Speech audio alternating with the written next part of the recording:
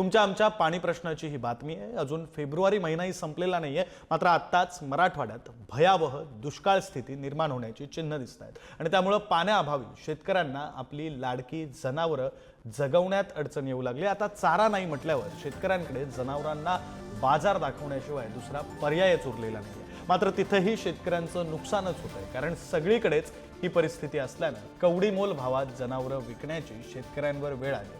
पोटच्या लेकरासारखी वाढवलेली जनावरं विकताना शेतकऱ्यांच्या डोळ्यात पाणी आलंय, मात्र याच पाण्याचा प्रश्न निर्माण झालाय म्हणून ही जनावरं विकण्याची वेळ आली आहे। संभाजीनगरच्या बाजारातून याच भयावह परिस्थितीचा आढावा घेतलाय आमचे प्रतिनिधी सचिन जिरे यांनी।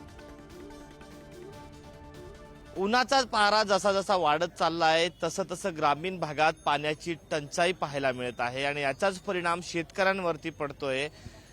काही भागांमध्ये तर अक्षरशः माणसाला पिण्यासाठी पाणी नाहीये आणि त्याच परिस्थितीमध्ये मग जनावरांना कसं जगवावं, त्यांचा चाऱ्याचा प्रश्न यक्ष प्रश्न बनलेला आहे।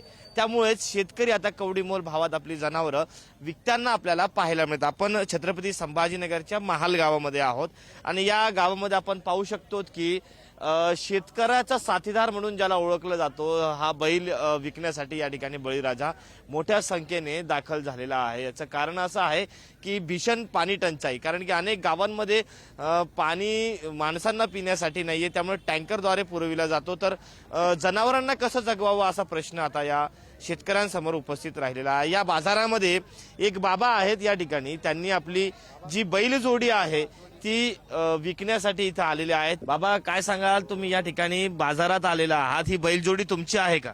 आहे ना। सुंदर बैल आहेत, का बरं विकतायत? तुम्हाला शेती वगैरे? पाणी नाहीये, त्यांना घालायची पंचायत आहे, चारा वगैरे तर पाहिजे ना, नाही पाहिजे असं आहे ना।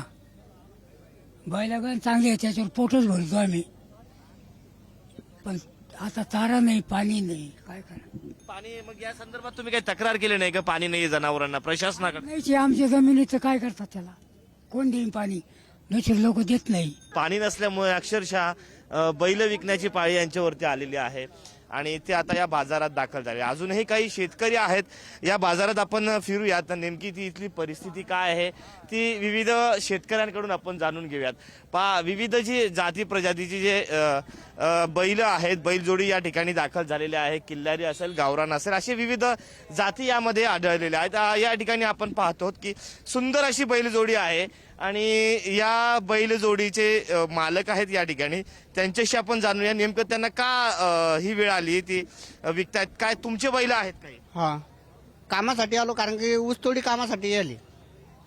आमच्याकडं पाणी पाऊस कमी पडतो, मनुष्य 20 रुपयाची बॉटल विकत घेऊन पाणी पिऊ शकतो। एवढं जनावर आम्हाला नाही इतका वाटत, कारण की आपण पोटच्या लेकराला जीव लावू शकत नाही एवढं आपण जनावराला जीव लावतो। कारण का की आपल्या शेती जनावरापासूनच शेती पाणी नाही राहिले आता एवढे पिण्यापुरते आहे, काहीतरी आपल्याला 2-2, 5-5 ओळी भरता कांद्याच्या।